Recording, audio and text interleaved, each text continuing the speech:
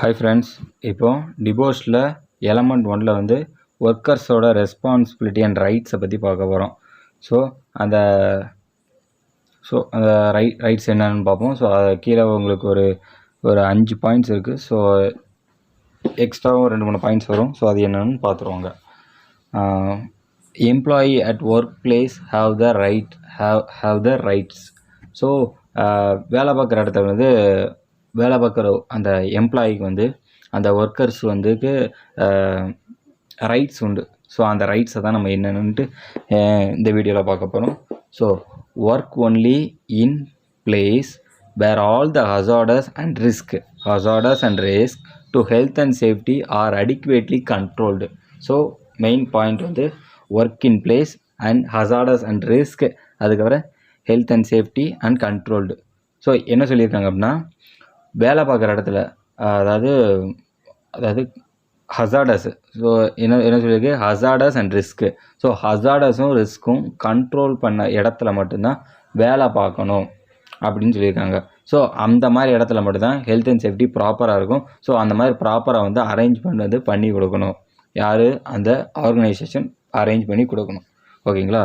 அதுக்கப்புறம் staff and refuse to work and leave the area if they think that they are in danger. So என்ன சொல்லியிருக்காங்கன்னா, so stop and refuse, அதாவது stop பண்ணுறதுக்கும், அதாவது நிறுத்துறதுக்கும்,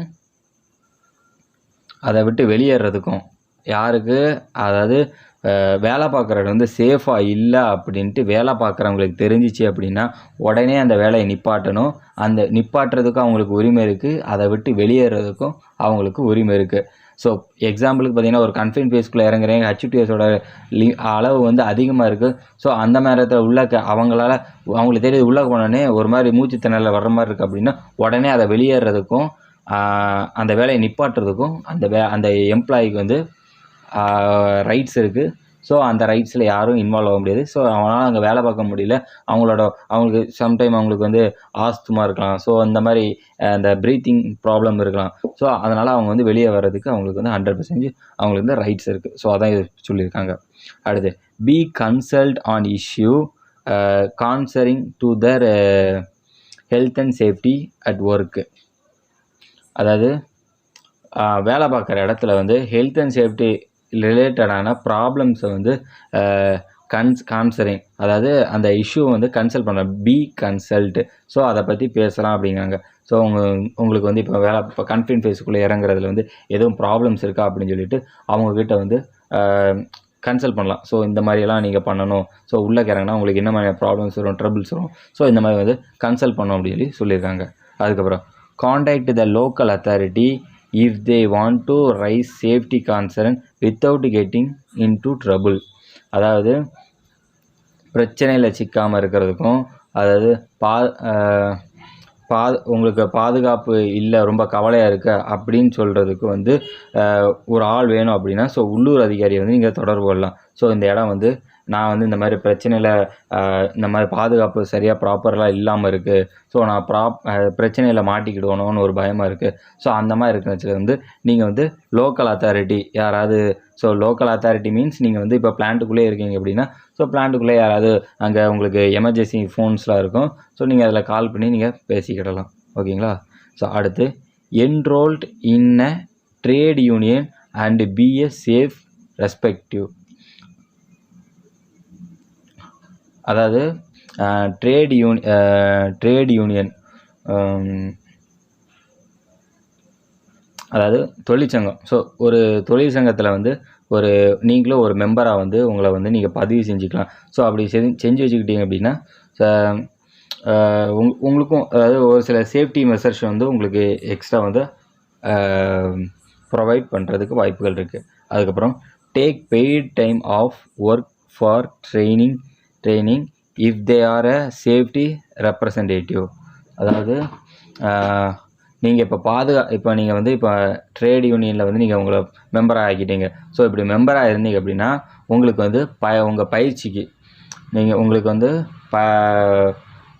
சம்பளத்தோடு உங்களுக்கு ட்ரைனிங்கும் கொடுத்து உங்களோட எப்படி சொல்ல உங்களோட டைம் வந்து எப்படி சொல்லுவாங்க, அதாவது நீங்கள் இப்போ வந்து ஒரு சேஃப்டி ஆஃபீஸராக நீங்கள் போயிட்டீங்க அப்படின்னா உங்களுக்கு வந்து சம்பளத்தோட சேர்த்து ட்ரைனிங்கும் உங்களுக்கு கொடுப்பாங்க அப்படின்னு சொல்லியிருக்காங்க. ஸோ அதுக்கும் ரைட்ஸ் உண்டு அப்படின்னு சொல்லியிருக்காங்க.